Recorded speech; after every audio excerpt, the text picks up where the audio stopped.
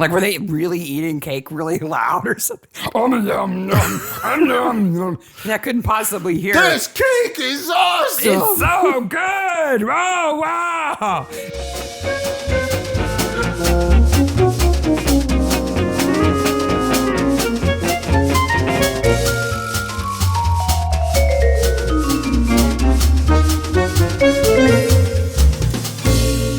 Hey, Maniacs. Hey, Maniac. Oh my gosh, it's been way too long. It has been a million years. Or 3 weeks. Or 3 weeks. Yes. Hope you all had an awesome Halloween. Yes. And wherever you live, fall is dawning in its beautiful colors. I'm looking out the window right now, and it's like orange and yellow, and it's gorgeous. I don't know how people live somewhere with no seasons. Fall is the best. Fall's awesome. It is the best. You know who else is the best? Who? Our listeners. Our listeners are the best. That thread about their favorite quotes from the podcast on subreddit. Yeah. On the subreddit. We'll get there. So awesome. It's so awesome. We'll get there. But first, Mystery Maniacs is a comedy recap podcast dedicated to mystery TV. Each week we dig into an episode of a show, including the murders, the mayhem, the loonies, and everything else we love. This week we're covering Father Brown, Season 1, Episode 2, The Flying Stars. I'm Sarah. And I'm Mark. And we realize that some of you, hopefully some of you, are brand new. And you're here because you love Father Brown. Yes, we also love Father Brown. And we welcome you to the Maniac Pack. Or whatever we want to call it. The Maniacs. Yes. So just to prepare you, we're covering all of Season 1 of Father Brown, episode by episode. And we will spoil it. We will assume that you have seen the episode and are here to talk about it, so you know who did it, and we're going to ruin it for you if you haven't watched it. So if you have not seen The Flying Stars, stop, go watch it, come back. And if your kids watch the show with you, they can listen to the podcast. Absolutely. We let the show decide how rude or not rude we'll be. Yes. And we're not that. We love the show, so yeah.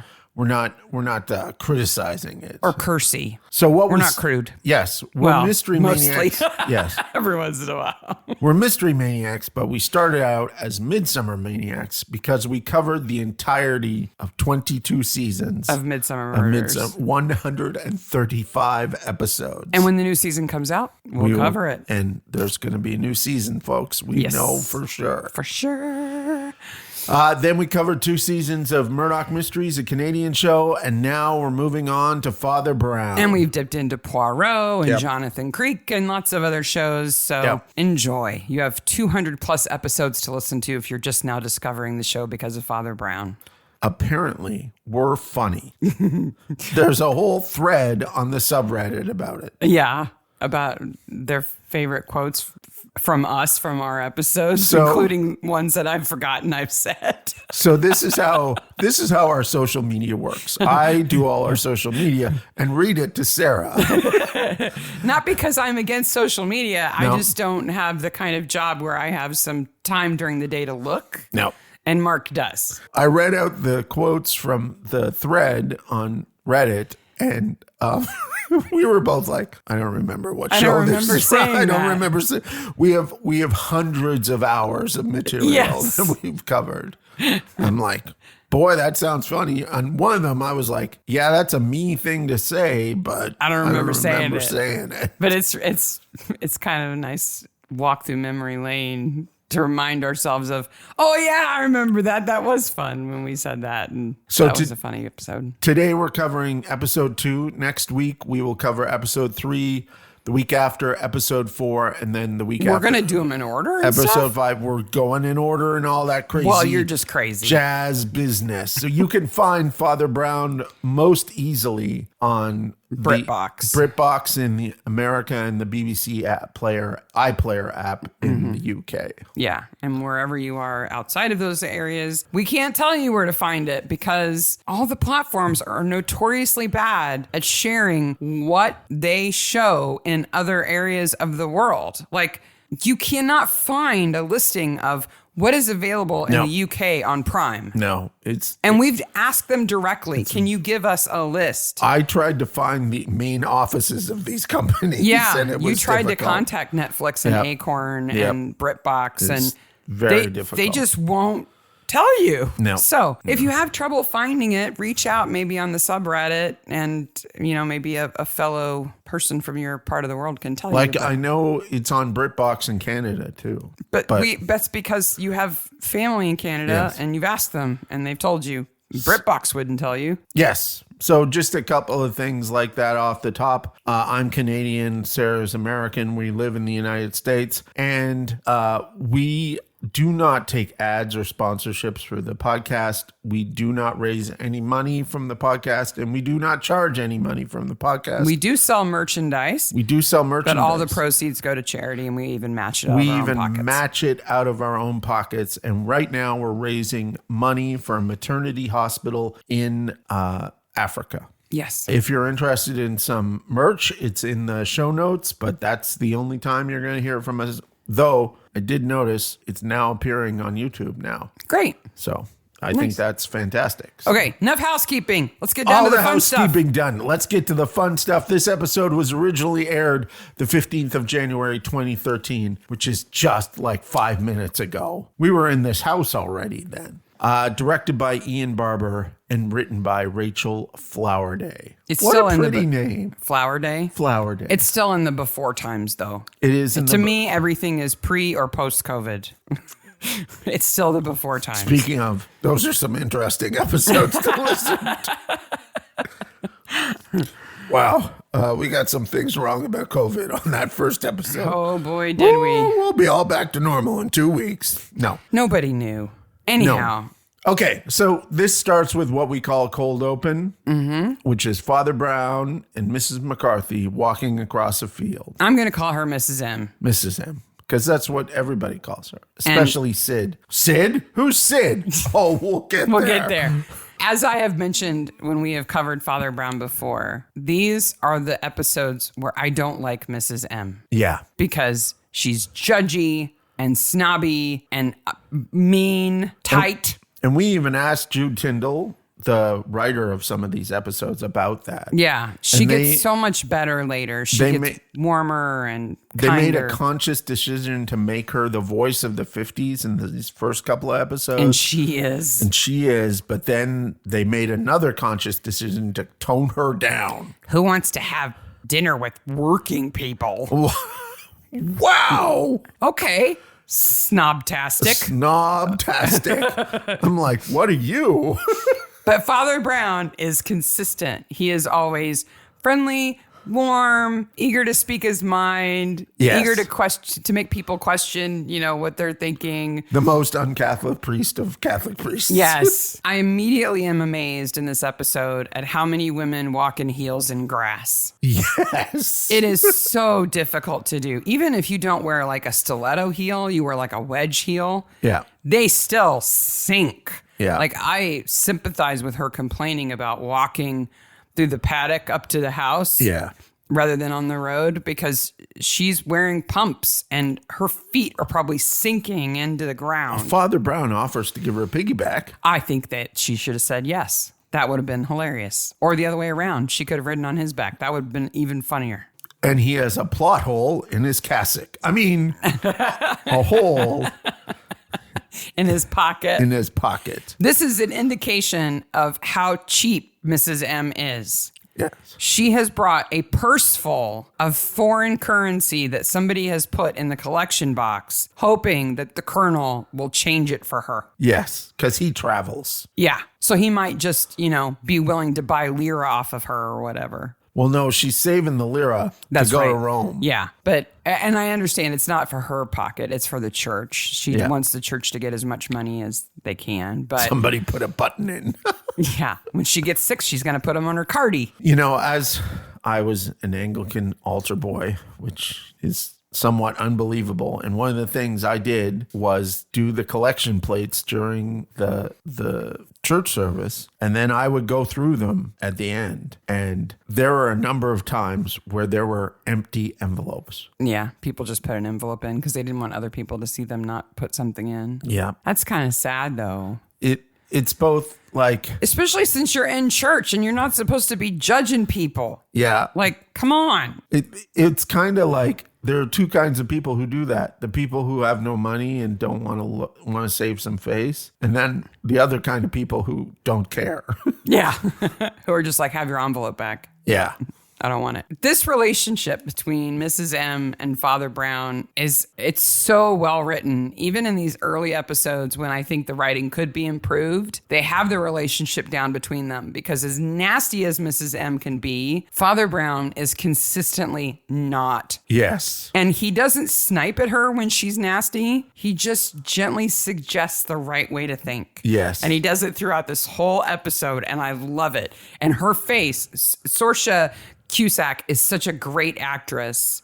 She does this thing where she like pulls her chin back like a turtle, like, like, well, that's me told, isn't it? And you have to kind of watch her face. Yeah, she has great reactions. She does a lot of acting that's not voice acting. So we get to the Addams house. Yes. Right? Now. So it's the Addams family. No. That would be a completely different I was episode. like, it's the Addams family. No. If it was Morticia floating in the pond, it'd be completely different. The daughter was Wednesday. It all came together in my head. And then I was like, no. No, it's not like that. Not that Addams family. It's a holdover from Halloween, I think. Yeah, I think you're having flashbacks. The house where the Addams live in reality is called Wormington Grange. Yes. Wormington is such a weird name. So for new folks listening, this is the maniacal information that you're going to get from us in the episode. Not only do we discuss the episode, we discuss all things about the episode. Oh. And this house is incredible. It is incredible. So we're going to post a couple of links with the show. One of them is that Wormington Grange, it was owned by a family. Several families owned it over the long period of time that it's existed. Was it a peculiar American family? No. Ba-da-da-da. They weren't in black and white or anything. But then in I think it was 2020, if I remember right, it was handed over to the UK Heritage. Yes. Right. So they maintain these old estates. Yes. And when that happened, they sold off the contents of the house. Yeah. And the auction company that handled that auction is called Dukes. And they still have the website up from the sale. So anything you see in the background here, there's a possibility you can go see what it is exactly and how much it sold for. And that never happens. No. Oh my gosh. There's so many episodes where we're like, what is that thing behind them? Well, and so often, pretty much everything in a set has been put there by a set dresser. Yes. But in this case, Wormington Grange was furnished. Yeah. Like the cushions on the couch when the Colonel sits down are the cushions that were in the house. You can see them. So Dukes did this amazing thing where they did this, it's called a Matterport scan. Mm-hmm. And it's like a 360 scan of every room, and every piece of the furnishings that was going to be sold has a little dot over it, and you can hover and you can click it, and it will give you all the information about what that object is. So fantastic. And how much it's sold for. And it's still up. You can like basically crawl around the house looking at all this stuff. I was in like half a room in, and I was like, oh no, I don't have time to look at this right now. I could spend all day here. So we're going to post that link. But the most interesting thing I found is not something we get to see in the episode, unfortunately. So there's a blog called Milady's Boudoir. Okay. .net. And this woman who writes this blog, she visits a lot of the heritage sites around the UK as a hobby. Yeah. And she went to Wormington Grange before it was sold and the contents were gone. And one of the photos on this post includes the most amazing fact. Okay. So there's a bathroom. Obviously, there's a bathroom in the house. There's several bathrooms in the house. Whoa, I know. But the tour guide told them that Churchill had used this bathroom. Okay. So that is a toilet that Churchill once sat on. Okay. Ooh. But over to the side, there are 2 chairs in the bathroom. Okay. Very nice chairs. Okay. And they are the chairs, and you can see embroidered on them is an ER. Okay. They are the chairs that I want to say that they were a duke and duchess who owned the house. They went to Elizabeth II's coronation. Okay. And those are the chairs they sat in at the coronation. Wow. And they are now, at the time of the post, in the bathroom of the house. Wow. Like, there's a throne room and then there's a throne room. I mean, come on. That's a throne room. Wow. They're like purple velvet with gold embroidery, and they're just there next to the toilet. It's so weird. Wow. But you can see that photo. We'll post the link to that blog entry too, so you can check it out. Absolutely. But that Matterport scan is just incredible. Like, you can just you can look every direction. You can see it's almost like being in VR, but things are clickable. It's really cool. Now, Sarah, I have a confession to make about this episode. We watched these originally when they came out on probably BritBox. Yeah, when they were released. Prime, when they were released. We are excited about it. We knew Father Brown was coming. We knew Mark Williams was playing Father Brown. We were excited about this. And so we watched them then, and we've watched them probably not as much as Midsummer episodes, but I'd say we probably watched these 3 or 4 times. Since then. I had it in my head that Mrs. Addams, Anne Marie, was the killer. We'll call her Morticia, was the killer. I was incorrect.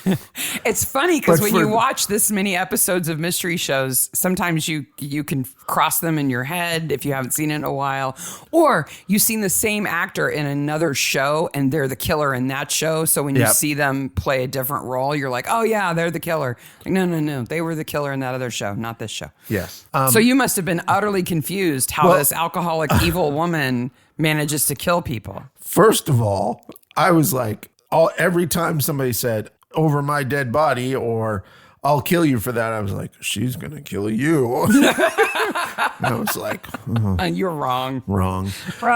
And then second of all, we need to talk about her flagrant alcoholism. Because there is a promo. One of the things I do is find promo images from the show when I'm searching for images to use for social media for each of the episodes. And there is one where she is sucking that bottle like no tomorrow. Well, the Colonel finds it in her dressing table and she snags it from him and just finishes it standing in front of him. Right. That's the picture I have. And I almost gagged watching that because I hate vodka so much. To me, it tastes like rubbing alcohol. She does not. And I can't imagine somebody just drinking it like that. She likes that vodka. But you know what? Before he realizes that she's been drinking, before he smells it on her breath, he really loves her. I think that he is trying to save his house, his daughter, and his marriage all at the same time. Yeah. Though I do have a conspiracy theory later on that might not work with that. But. I have one too. Oh. So we also find out that Ruby, their daughter, this is her birthday party. Yes. That Mrs. M and Father Brown are slugging their way to. That she's secretly engaged to her tutor. Who is an American Red. Because it's my daughter's birthday party, I'm going to release a new play. Because I'm a playwright. Wow. I was maybe 3 episodes into watching this before I realized, wait a minute, she's the playwright? 3 episodes in. What? Three times watching this episode. Before you realized that she's the one who wrote the play? Yeah. That Anne Marie wrote the play? Yeah. It's not a very good play, by the way. I don't know what she was thinking writing this play. But it's almost like a psychic play. Yeah, it is a bit of a psychic play. It's like, this is how I'm going to die. We're also introduced to the other 2 female regular cast members. First, the maid. Mm-hmm. Susie, who is now a maid. Yes. Well, Susie does any job she can. She does. She's a Polish immigrant. And Lady Felicia. She's a Polish refugee, really. Yes. Yeah. Yeah. And Lady Felicia, who is just awesome. Yes. Nancy Carroll's just awesome. So Lady Felicia is Ruby's godmother. Yes. So we have to assume, and the way Lady Felicia gets upset later after Anne Marie's dead, is that Anne Marie and Felicia were at one time good friends. And that's why she's her godmother, her daughter's godmother. And we'll also say that this is an actual G.K. Chesterton story, but it's not anything like this. It's very different. Yeah. And when we talked to Jude Tyndall, she said they struggled in the first season dealing with the source material. Yeah. Okay, so let's talk about this birthday. Okay. All right? Because we have a mystery here to figure out, too. Yes. Before Anne Marie is even killed. Yes. So this is Ruby's birthday party. Yes. And Ruby is young enough that she cannot marry her red fiancé without her parents' permission. But she's eligible to inherit. Yes. So how old do you think Ruby is supposed to be? I think, based on this being in England, that she's implied to be 17 or 18. Now, we know the actress is not 17 or 18. At this time in the UK, it was legal to be married at 16, but you had to have parental consent. Okay, so we know that she's 16. At least. At least. Without parental consent, how old do you think you needed to be at this time to get married So in the this UK? is in 53, the story, the show is set in. Now, remember that G.K. Chesterton stories are set much earlier, but this is 53. And I would say 17. 21. 21. Oh, It is the now patriarchy strikes again. the legal age to get married without parental consent now is 18 in the Yes. UK. Okay. When do you think that changed? I From bet- 21 to 18? I bet that changed sometime in the 70s. No. It changed 7 months ago What? in February of 2023. So if I'm 20 years old in England, You in need your parents' consent. 2013, You need your parents' consent to get married. Yeah. wow. Yeah. Was that the law in the books, or was that the law in reality? Yes. Oh, You couldn't get a marriage license without your Wow. parents signing it that's horrific. if That's, you weren't 21. Like, I always come back to the fact that as an older man, the fact that a woman could not get a credit card in my lifetime That changed in your is lifetime. upsetting to me. Yeah. That, like, my mom couldn't have got a credit card. Yeah. So Ruby could be 20. Yeah. It could be her 20th birthday for all could we be her know. 20th. Or it could be her 17th birthday. We don't know. I don't know. Yeah. But Father Brown says he's willing to marry them anyway. Because he doesn't care. I guess he's not beholden to the legal marriage. He's going to be a church marriage. All right. Well, in the first episode, he was like, "Oh, you're gay, okay." Yeah. So again, the most liberal of Catholic That's priests. really anachronistic. Yeah. So the party and the play are canceled because Anne Marie is toasted. Yeah. So I'm like, "Oh, yeah, she's dead." And like She's not the sloppy, killer. aggressive drunk too, like yelling and stuff. So when Mrs. M and Father Brown show up, they hear Anne Marie yelling. Yes. Right? They get told that the party's canceled, but they don't know that because they didn't come through the front gate to see the sign. Yep. And Lady Felicia says there's lots of cake in the kitchen. Let's go. So while they're in the kitchen eating cake, Anne Marie is murdered. Uncle Fester shows up and kills her. While they're in the house, Yes. she's killed in the pond. Yes. Right next to the house. Yeah, it's a bit further from the house than you think it is, but yeah. It's on the grounds. It's on the within ground. eye shot. You can see the pond you can see the house from the pond. Now, I'm sure all of us who have a pond on their grounds. All of us. Yes. We don't. No, we don't. But yeah, that seems incredibly weird. I have in my notes, well, she's dead. I guess I was wrong. But I just think, Father Brown is the detective. He's remarkably nearby when she's killed. So there's Like, why didn't they hear them shouting on the dock if they were just in the kitchen eating cake? Like, were they really eating cake really loud or something? I couldn't possibly hear this it. cake is awesome. It's so good. Oh, wow. Unless the kitchen's like in the dungeon or something. Because Anne Marie was not in the reenactment. We see she's not quiet on the dock. No. She's like, "Oh, I'm gonna kill you." because she's an angry drunk. But man, is she a good corpse. Okay. Floating face up in the water under the deck, eyes wide open in cold She water. is a fantastic corpse. Yeah, she does a really good job. She does a great job, but you know who else does a great job? Whoever caters the murder scene. Because did you notice there's some cakes left out at the murder scene? Because Mrs. M eats one. I know. I'm like, no cop is, even in the 50s, every cop is going to be like, nobody touches anything.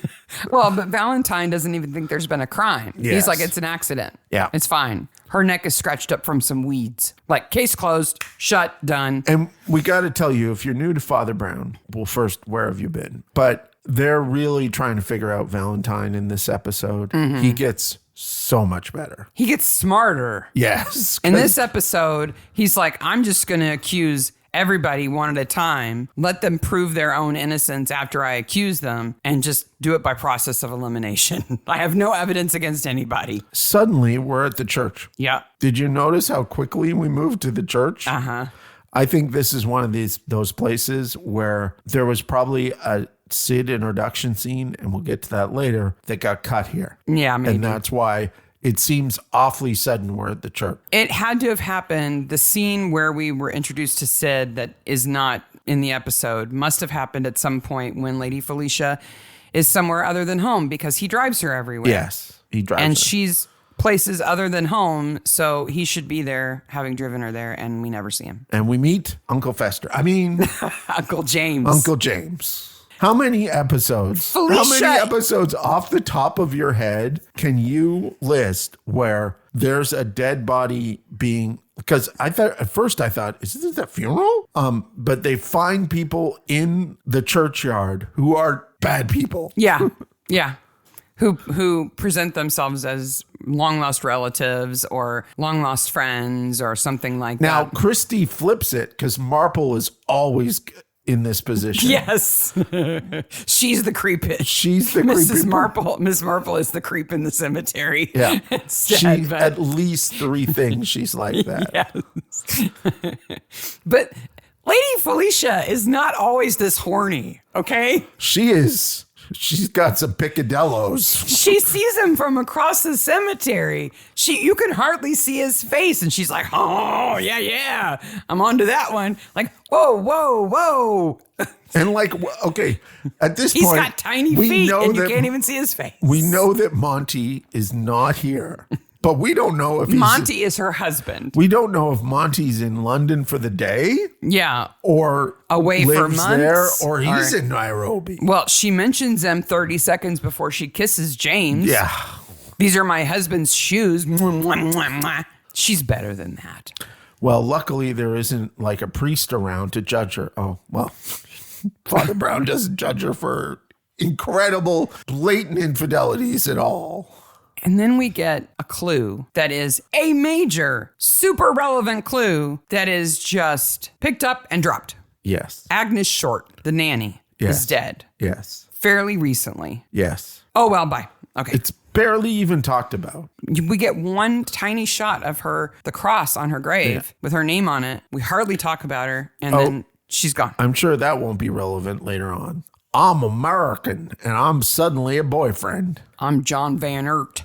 Van Ert. Van Ert is not an American name. Of the Montana Van Erts. He should be Dutch or He something. does not a bad English accent here, a bad American accent here. He does do something that I do like, because I'm not a citizen of the United States, though I live here. I'm a permanent resident. That is in your mind when you... I cannot get in trouble. Yeah. I'm not a citizen. I'm not a citizen. They could kick me out like America did because I'm a red. Yep. This is back when we just ejected people from the country. So there's a mention that Uncle James is from Kenya here. And That there's he's been in Nairobi. and Father Brown mentions Happy Valley. Mm-hmm. What a place Happy Valley is. Well, and okay, so I don't remember that. In what context does Father Brown mention Happy Valley? He said maybe he got tired of Happy Valley. Is that in Kenya? Yes. Okay. Happy Valley is a place in Kenya where basically in the 20s to the 40s, if you wanted to do drugs, be an alcoholic or a sexual deviant, that was the place to be. So expats would go to Happy Valley like Europeans would go there? Yes. And there was something called the Happy Valley Set, which was a group of hedonistic, largely British aristocrats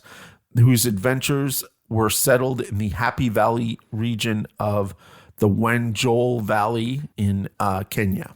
Basically, it was a rich suburb on another continent where you could do whatever you wanted. Well, there's some stories there. Oh, I'm going to tell you. I'm just going to read one. So wait a minute. So before you tell me that story, so what Father Brown is saying is if he was in Kenya, maybe he was in this hedonistic place having sex and drinking and doing drugs and got tired of it and came home. Yes. That's almost rude. It is surprising Father Brown mentions it. Yeah. Like that's the last place he should know much about. Anyway, okay, tell us the story. Lady Anida Sackville, okay? Okay. A British aristocrat, daughter of the 8th Earl of de la Warr, cousin of poet Vida Sackville West. Mm-hmm. Okay. She divorced her first husband and then went to Kenya. Okay. Abandoned her second husband, then went to Kenya again, and then met a man 8 years in her junior and started sleeping with him. She was essentially pioneered the decadent lifestyle in a Happy Valley set, became notorious for hosting wild parties, which included spouse swapping and drug use. Stories are told of how she would often welcome guests in a bathtub made of green onyx and then proceed to dress before them. Wow, this is like 50 years before swinger parties. And yeah. She was setting trends. It was crazy. Well, the 20s were pretty crazy. Yeah. They call them the Roaring 20s for a reason. Yeah. But if you want to be enlightened to colonial hedonism, Happy Valley set Wikipedia page is woo. Woo. Well, and 30 years of that's a long time. Most people can't maintain that kind of lifestyle for 30 years. Yeah. You end up broken or dead within that time. Yeah. Remember when I said we had a mystery to solve about how old Ruby was? Yes. Here's the second part of the mystery. Okay. So James shows up. Yes. And the Colonel doesn't say, "You're not James." So I would assume he's never met James. Yes. So James left before the Colonel and Anne Marie got married. Yes. And he's been gone 20 years. Yes. How old is Ruby again? Well, she has to be under 20 then. Mm-hmm. Or they're bad Catholics. They're bad Catholics. Like maybe Ruby was born on the wrong side of the blanket. Maybe. Like, was she conceived before they got married? The math doesn't quite work. Or the Colonel just pays so little attention that he was like, yeah, I've met you before, whatever. I don't know.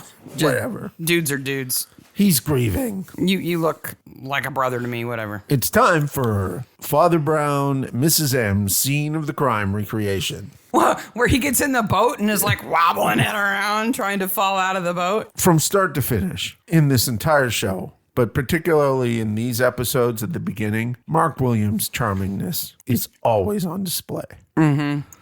He's not Ron Weasley's dad. You know, he's not the crazy camper from Midsummer. No. He's a different person. But yeah. He finds blood on the oar. Yep.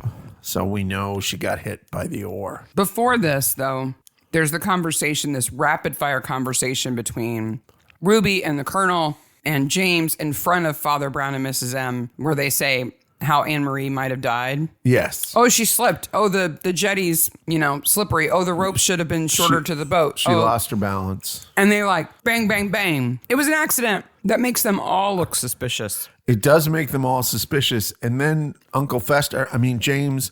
You keep doing that on purpose. Says, let's celebrate her life with a drink. Everyone is well aware she's an alcoholic at this point. It's tacky. It's super tacky. And who shows up but the inspector? It's time to arrest the first person arrested? The colonel. Well, the spouse is always Yes. the first to be suspected, right? Yep. Okay. You had a row with your wife. You asked for a divorce. That's how it is. But then they release him on bail for the funeral. Yes. And again, he's so sympathetic. He shows up in his military uniform with all of his medals. We find out he's been injured and isn't even able to like swing an oar because he's so injured, but he doesn't want anybody to know. He's very proud, but he clearly cared a lot about her. Yes. Do you think Lady Felicia knows that he has a girdle on because she's taken it off at some point? No, I think it's because she's Anne Marie's friend. Okay. You're tacky. Okay. She is a woman of questionable morals. Those are my husband's shoes. Kiss me. What? Yeah. You'd think that he would have thought, oh, that's right, she's married. You'd think. No, you're going to make me do things I don't want to do. I have in my notes, is this a kissing funeral? Yes, it is. It is. They always blame the outsider. Yeah, John's going to be next. Yeah. And right after the funeral, we're right to the reading of the will. That's how it happens, Mark. Oh. You put the body in the ground, then you can read the will Okay. right away. Did you notice that Anne Marie is like basically in her pajamas? Yeah, and I was like, why is Father Brown here? Now later on we know why. We know why. He's actually invited. I just don't think that a corpse should show so much skin. Yeah, That was weird to me. it was. Like pajamas, maybe, but not a white I don't satin know. nightgown. What do you want to get buried in? Not a white satin nightgown. I'm going with chicken suit. Something that covers up the damage. You know? Whatever. It's a closed casket, but it's still shaped like a chicken. Yeah. Whatever's happened to me, you know. Now I'm thinking like big bird feet hanging out of the casket. Okay, this is a new segment. What do you want to get buried in? That's so Big morbid. bird. A big bird costume. No, I want you to put just a white sheet over me with a little circle that my face pokes out of. So I look like a little ghost going, ooh. And nothing else. And nothing else. No. Okay. Nudie bits underneath the white sheet. I don't know. It was just kind of weird. Yeah, it was weird. It's a fancy night. Like, at least there was. Now maybe there we was have to watch in every episode where there's a funeral and see what Most people are dressed in like formal wear, you know. formal wear. Men are in suits. Yep. Women are in like a nice blouse or something, which I guess isn't me. Bury me in a t-shirt with snarky thing on it. I don't know. Something black. But I just was kind of weirded out by it. And then I kind of questioned why I was weirded out by it. Like, you shouldn't have bare shoulders at your own funeral. I don't know. It's just kind of strange. Like, she would be all blue and stuff. I don't know. Oh. Don't you think? This is the most morbid we've got in a while, and it's fantastic. Like, the funeral director's got extra work to do to put makeup on her shoulders, her chest, all that stuff. Anyhow. The will gets read. I think everybody acts inappropriate all the time. Yes. At all the events related to this death, by the way. I absolutely agree. Like, John Vanner may be a communist and he may be an American, but what offends me most about him is that he just picks the worst moments to like grab Ruby and be like, you've got to give me an alibi. This is my mother's funeral. Yes. What don't you understand? Yeah. But then, you know, Valentine shows up at wakes, at funerals, at will readings, wherever, and just arrests people. Yeah. He has no sense of decorum either. No, he doesn't. Like, I know you're in labor and having a baby, but I'm here to arrest you. What? Father Brown is always everywhere all the time, though he does wear the right vestments here. Mm-hmm. I did check. Mm-hmm. So. Oh, and then James is like, hey, let's stage the play. What? To which I have in my notes, wait, she wrote the play? It's what she would have wanted, Mark. And they're all like, huzzah! You know what these people need? Hobbies? The frickin' internet. You know, it tells you a lot about this family, though, that for their daughter's birthday party, the whole family has agreed to put on a play. Yes. For anybody Did who's you coming ever to the put party. plays on when you were a little kid? No. You never did that? No. At home, no. Never? No. I did it by myself. By yourself? If you acted out a play in your room by yourself, that's one thing. But if you were like, welcome, neighbors, family, friends, I'm going to put on a one-man show. That's weird. No, I never invited anybody. But Well, then that's okay. I did put on one-man show. No, I mean, like my sister and I would stand in front of a mirror and lip sync into our hairbrushes or whatever, but we didn't like invite the neighborhood over to watch us do it. And one of the, at least 3 of them had type scripts that I had to memorize. For who? For me. I couldn't possibly read from the script. People will notice. Did you at least put like stuffed animals out as an audience or something? I don't remember. Please tell me you were like 6 and not like 16. No. Okay, you're a little kid. Very new to the new house. But old enough to use a typewriter. Yeah.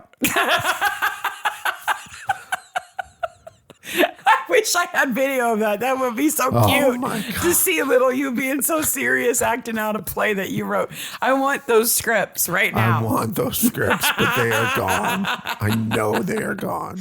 Well, this family has a different level of production. Yes. Because they have a room that has at least curtains at one end that they can pull across to set a stage. Yes, absolutely. They are hardcore into this. Suddenly, Sid appears. All my notes say is, Sid! Sid is a fantastic character. We love him. He gets no introduction. No here. introduction. He's just a skeezy guy hanging out in the house, kissing Susie in the hallway. If you are brand new to Father Brown, you're like, who is this Who's guy? this scumbag?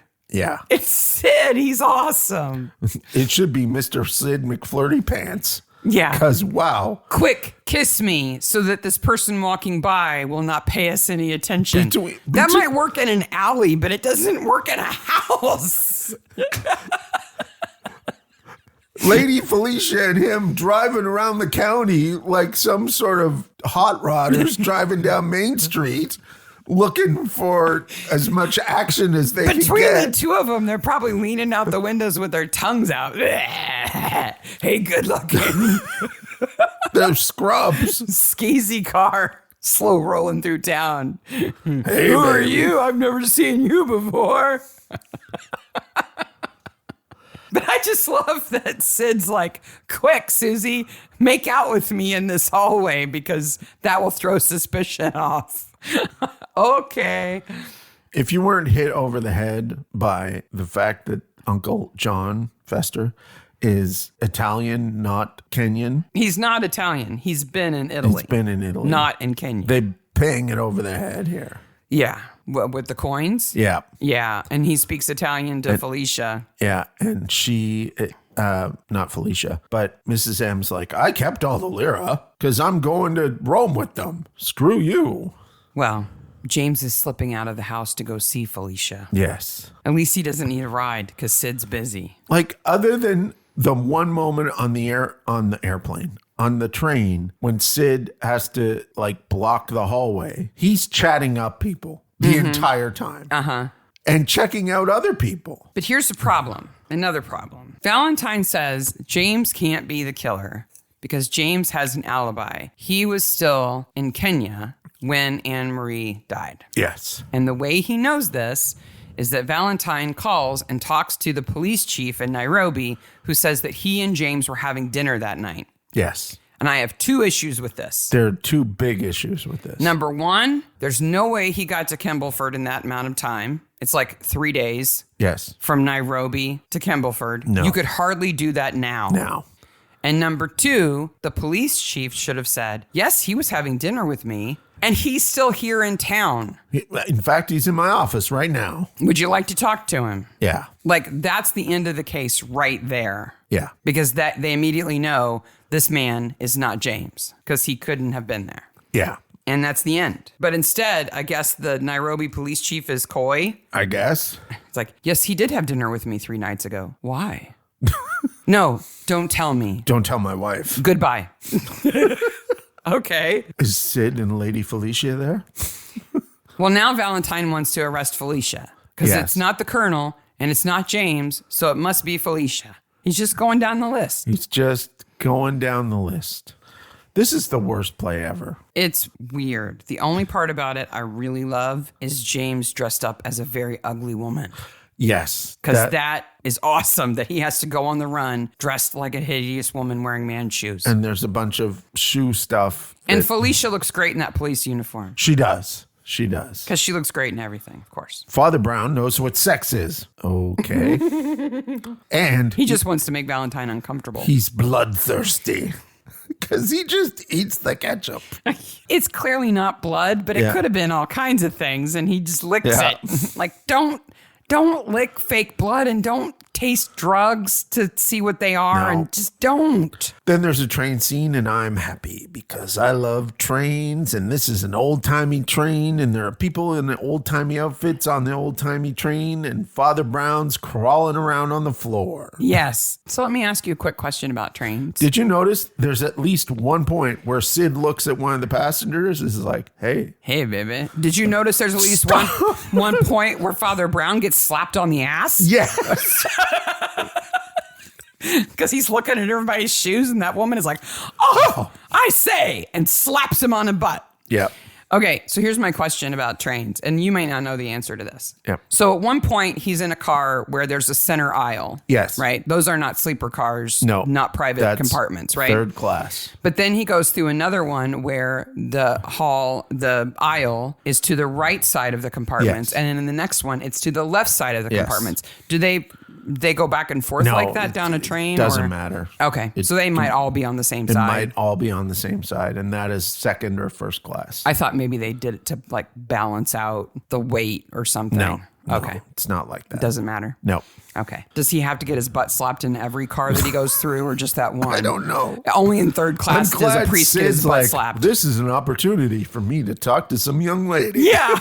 Well, it's always an opportunity for him to talk to young ladies. I did not come into this episode misremembering Anne Marie as the killer like you did, but I did completely forget what happens to James. Yes. When he gets hit by the train, I was like, oh, splat.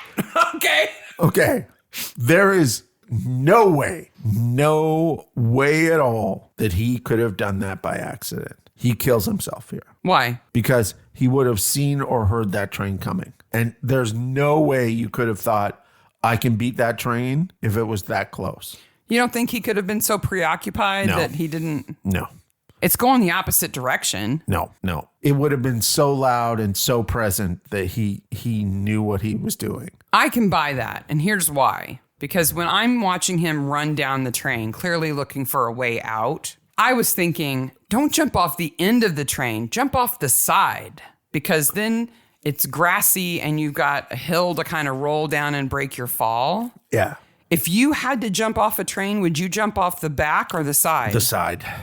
Absolutely jump off For the side. the same reason? Because I think landing in gravel and rails would be far more painful. If you hit your head on that rail, you're done. You're done. You are completely done. Never it's a mind. piece of steel. There's another train. Yeah. So I can buy your argument. I think maybe he did know and did that on purpose.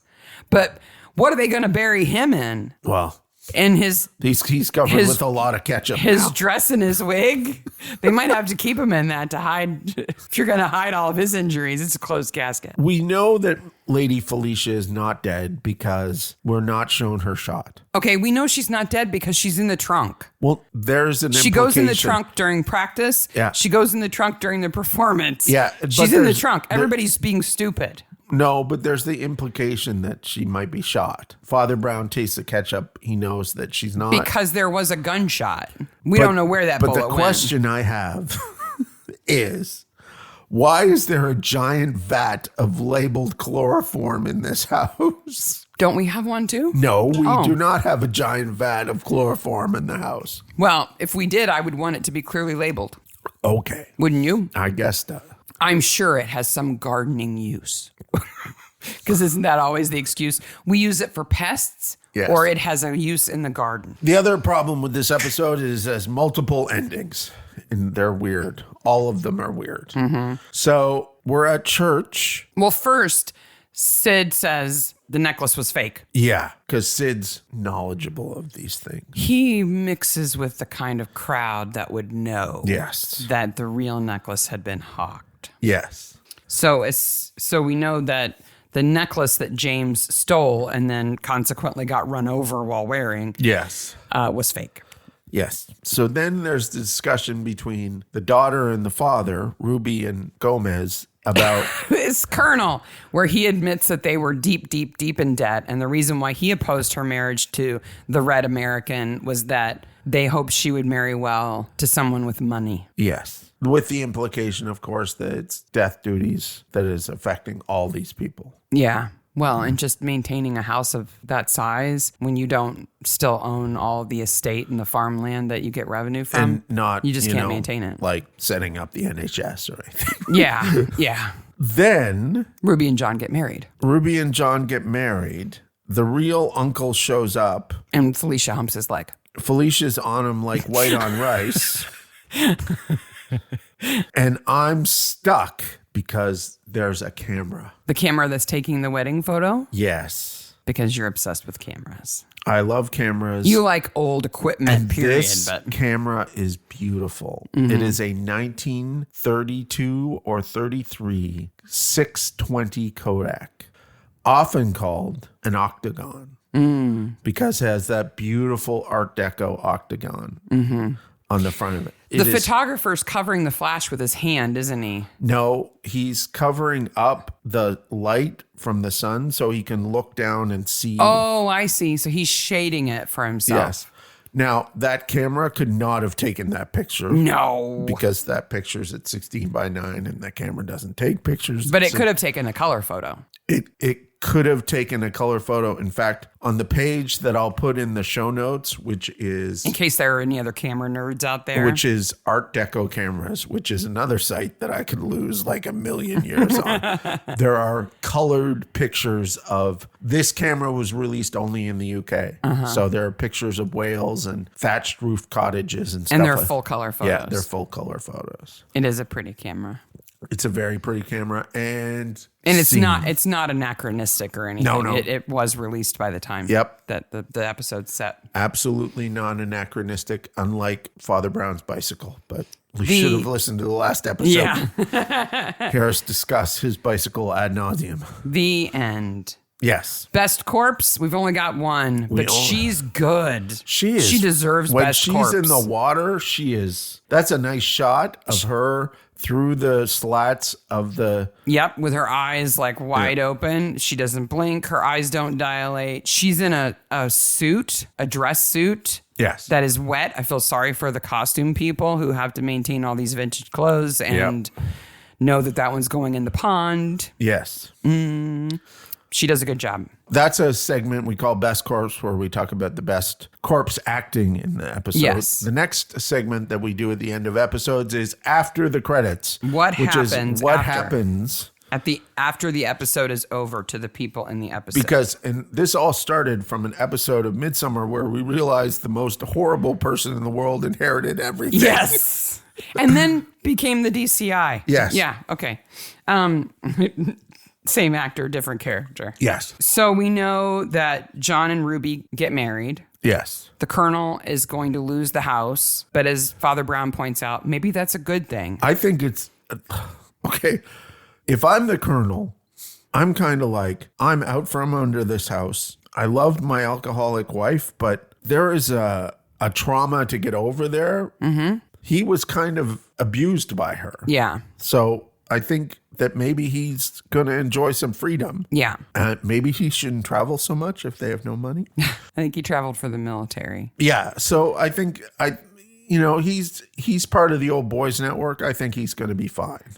What about John and Ruby? I think if they move to the U.S., they might be okay. He's not allowed. He's not allowed. He's a communist. He's a communist. Maybe they'll get a little cottage and he can live with them. Maybe. Lady Felicia and Sid are drooling on the windows of the car going down Main Street. And James, whose real name is Michael Short, is gonna be buried in a small box. Yep. Well, he end. is buried. He gets a grave marker, but he gets to share a grave with his mother because there's so little of him that they can fit him in there. Woo! Sorry, Michael Short. Yes. And that's the end. You can find Wait a minute. What's our next episode? What's episode 3? Episode 3, The Wrong Shape. Just as a side note, if you are curious, the collection of stories that the original version of The Falling Stars by G.K. Chesterton is from is open source now. Yep. It is online. You can find it. I'll put a link to it If you in want the to show read it notes. for free, you can. It's set at Christmas. There's a weird discussion of blackface. Flambeau is in it. Flambeau is in it. And Flambeau is completely different in the stories than he is in the show. If you've seen later seasons of the show, he's a completely different kind of character. But they're worth a read. Yeah. They're worth a read. But just don't compare them because they're nothing like this. They're very different, but they are worth a read. The Wrong Shape is the next episode. Let me read you the synopsis. Poet hangs himself in a locked conservatory. Father Brown thinks that it's not suicide, but murder. It's the one with the hippies and the free love. Yes. It's a fun one. Oh, yeah. Mrs. M turns inside out with judgment on yes. everybody. Absolutely. Oh, she can't handle it. It's so bad for her. It's not the S&M episode later on, but it's pretty darn close. They go pretty far. Wow. I can't believe those words came out of my mouth. But it's a fun one. So we hope you'll come back. If you're new to the show, we hope you'll come back for episode 3 of season 1. If you're not new, we're glad you're here. We enjoy you so much. If you are new, we also have a Facebook page. We have a Twitter feed to follow, an Instagram to follow. We have an Instagram behind the scenes channel where we talk about all the stuff that goes on in the making of the episodes and craziness that is our lives. We haven't even, if you're new to the show, you haven't even begun to realize how crazy our lives are. There's also a subreddit for Mystery Maniacs. And if you're listening or watching on YouTube, please hit like and subscribe and hit the bell. It is all good for us. Yeah. And we just like knowing that you're there. It's great. We want to build community. Our goal is to build community. Mm-hmm. And that is the way in which you do it these days. That is the way you do it. So, until next week, bye, Maniacs. Bye, Maniacs.